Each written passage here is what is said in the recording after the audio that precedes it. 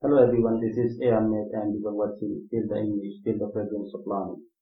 Today we are going to analyze the poem The Solitary Reaper by William Wordsworth.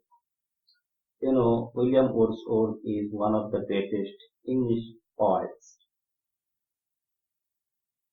He is, the, he is one of the greatest poets in the history of English literature who contributed a lot in the development of romantic poetry. His poems are mostly known as romantic poems. The Solitary Reaper is also one of his greatest romantic poems. Here in the poem, The Solitary Reaper, the poet William Wordsworth has reflected, has narrated the story of his traveling to the Scotland where he noticed a melodious song sung by a solitary reaper in the field, reaping in the field, reaping uh, and binding the grains. The poet could not understand the language of the song, but he was greatly impressed by the melody of the song. So while he was passing by, he listened to the tremendous and magnetic song sung by the solitary reaper, and this song immediately caught the attention of the poet, and therefore he told his friend to stop there or to gently pass, so that the solitary reaper, so that the maiden reaping in the field could go on with the song and that the poet would enjoy it from the heart. So we will go through the lines. In the first stanza, William Wordsworth, the poet of the poem. It is notable that William Wordsworth defines poetry as emotions recollected in tranquility, and he also defines poetry as spontaneous overflow of powerful feelings. So, in all his poems, we can realize this definition of poetry, and the Solitary Reaper is also one of them. When we go through the lines of the poem, we can realize that these lines came to his mind spontaneously and evoking his powerful emotion and realization of the nature. So here we go. Behold her single in the field, yon solitary Highland Lass, reaping and singing by herself, stop here or gently pass. Alone she cuts and binds the grain and sings a melancholy strain.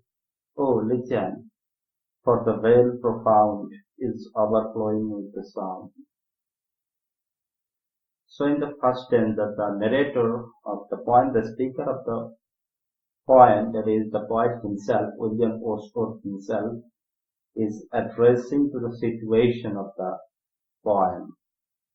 So he was passing through, he was traveling the hilly place of Scotland, and in his way he noticed that a maiden was reaping in the field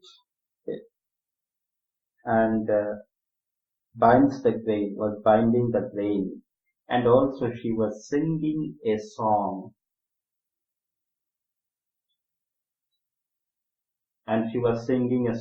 This song attracted the poet's mind towards it, because the song was very melodious and it was soothing.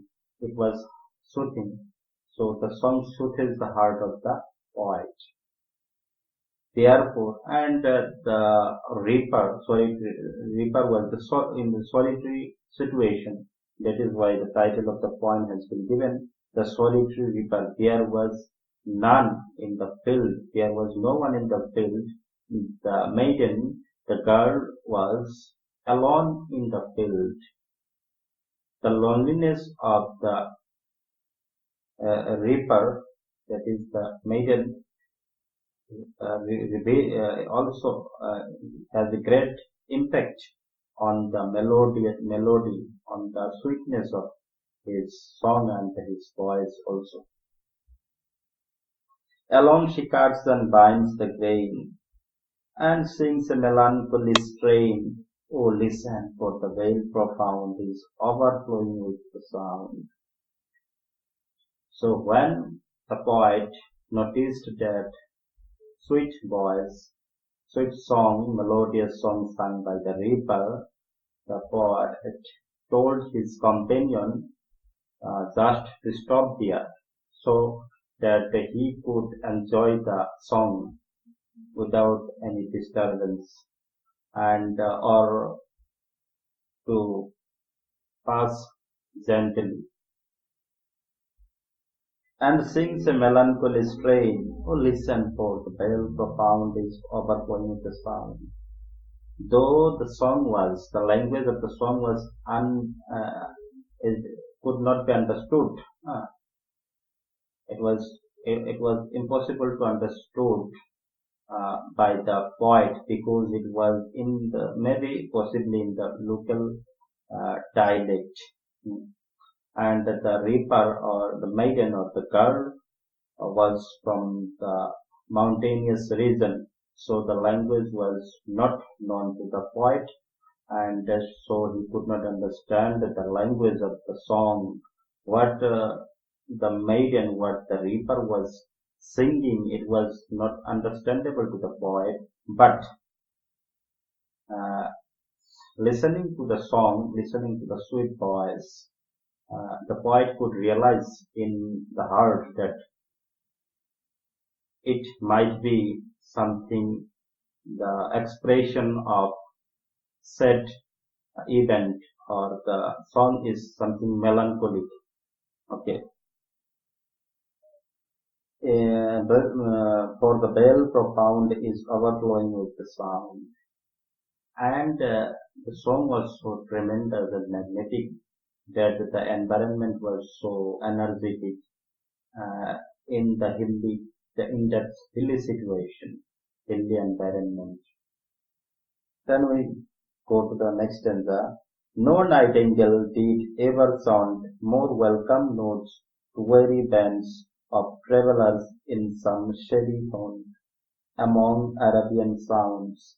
A voice so thrilling never was heard in springtime from the cuckoo bird, breaking the silence of the seas among the farthest daybreaks. So in the first stanza, the poet has described the situation, how he listened to the sweet voice, the melancholic song sung by the solitary reaper, and in the very next stanza of the poem, the poet has tried to give a depth information about the sweetness, about the attractiveness of the song in the second stanza. No nightingale did ever tone more welcome notes to weary bands of travellers in some shady home among Arabian sands. The poet has compared the reaper's song, the melody of the song, the sweetness of the song sung by the solitary reaper, to the voice, to the sound, to the song of the nightingale. Nightingale, uh,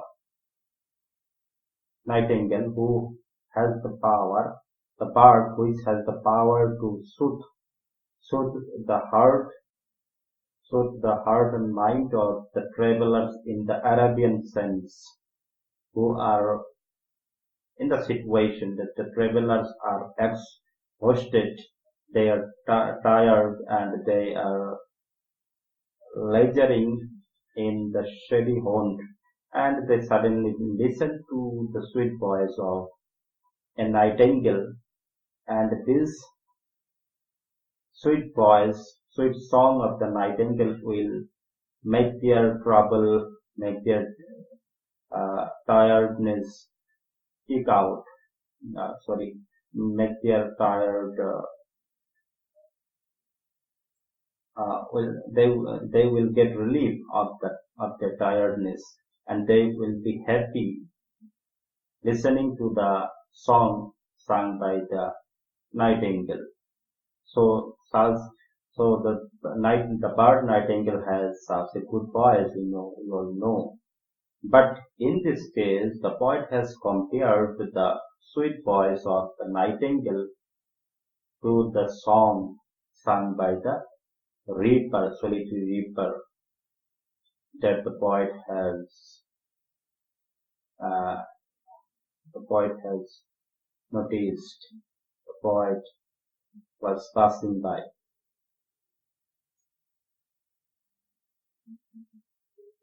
A voice so thrilling never was heard in springtime from the cuckoo bird, and it is also it is also sweeter than the song sung by the cuckoo bird.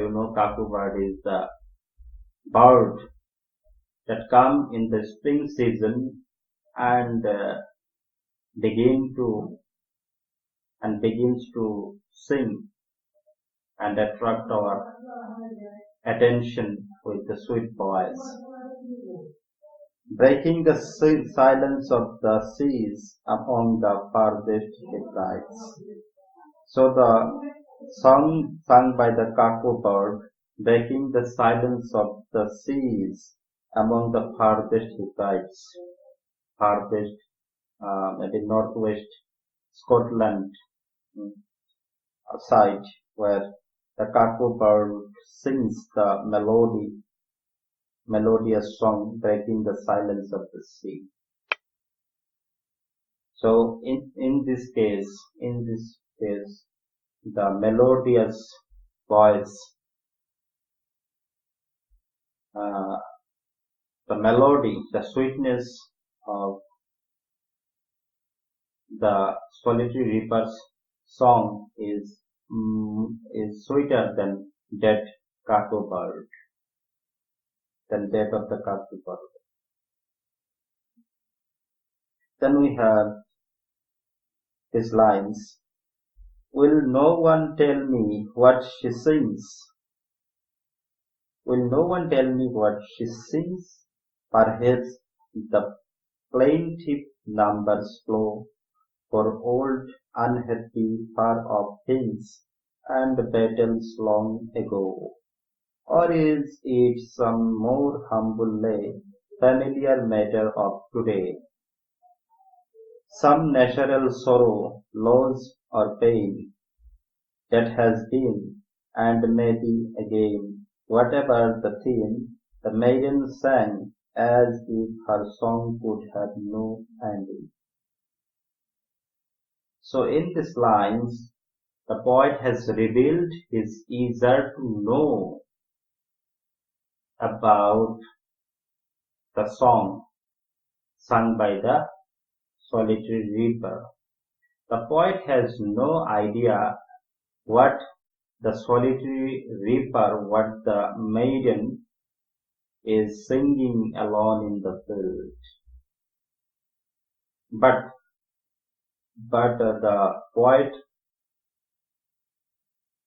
the poet has guessed that the song may be about some sorrow event, or it may be about a natural disaster, or it may be about a disastrous battle, about a battle fought long ago. So the voice is sweet as well as it represents the sorrow, the pain of heart, because the song is sweet, melodious, sweeter than the songs sung by the nightingale and as well as the cuckoo bird in the spring season. But at the same time, the song is sorrowful and painful, so that the poet could easily realize the sorrowness, the pain of the song, but he could not understand anything what the solitary river was singing, or it may be a familiar matter of today. The song, the poet also has guessed that it may be about the familiar matter of today. There is no idea about the song. Some natural sorrow, loss or pain that has been and may be again, whatever the theme the maiden sang, as if her song could have no ending. So now the poet has no problem with the song, with the meaning of the song, with the theme uh, of the song, but the song has a great impact. The song has left a great impact in the heart and mind of the poet. So it has no ending. Metaphorically, it has no ending. I saw her singing at her work, and over the sickle bending. I listened, motionless and still. And as I mounted up the hill, the music in my heart I bore, long after it was heard no more. So the poet was so amazed that he became motionless to listen to the sweet voice of the maiden, listen to the song. And he was motionless so that he could enjoy the poet fully. And, uh, and song sung by the solitary reaper had a tremendous and magnetic effect in the heart and mind of the poet. So, and as I mounted up the hill, the music in my heart I bore, long after it was heard no more. And as the poet was mounting up the hill, going far, he was going far away from the uh, solitary reaper, and the sound of the melodious song was decreasing gradually, and at a point the poet could not hear anything what the solitary reaper was singing, but what he listened earlier, standing motionless, becoming still, listening by heart, what he listened earlier had a great impact in his mind, a great impact in the poet's mind, so that the beat, every beat and sound, sweetness of the song was repeating in the poet's heart, in the poet's heartbeat, though he was far away from the sound.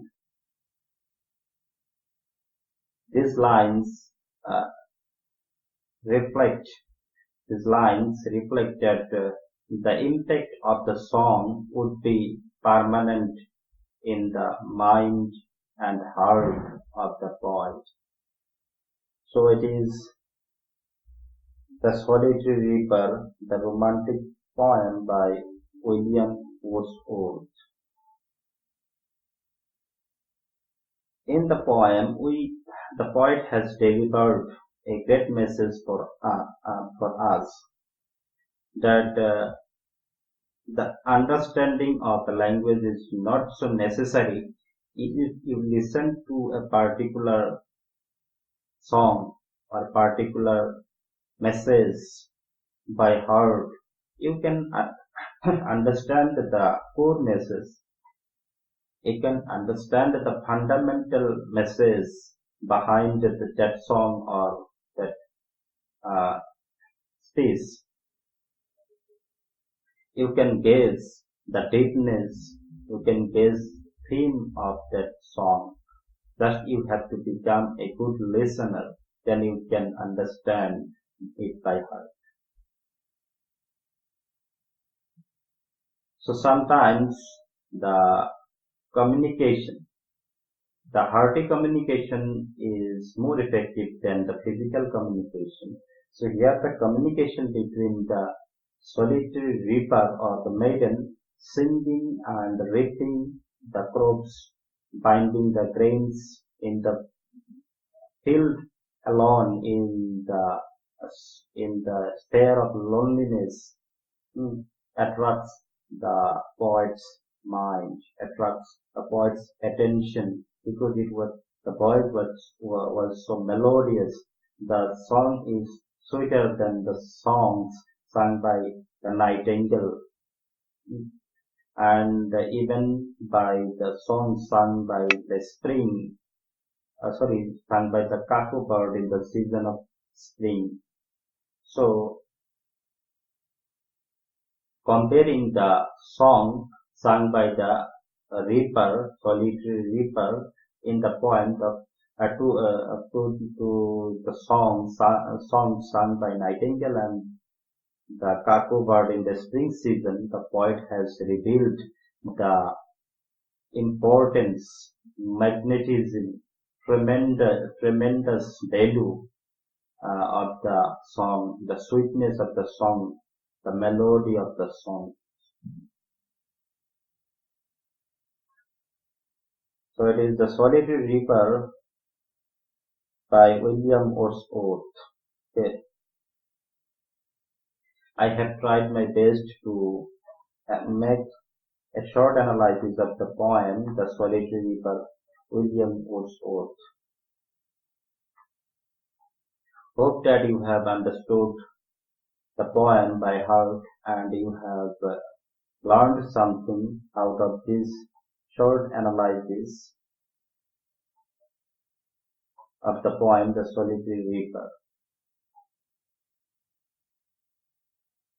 So thank you for watching, and more videos will be gradually uploaded. You are requested to support us. Please make sure that you have subscribed to the channel and press the bell icon to get regular notification. Thank you once again for having with us.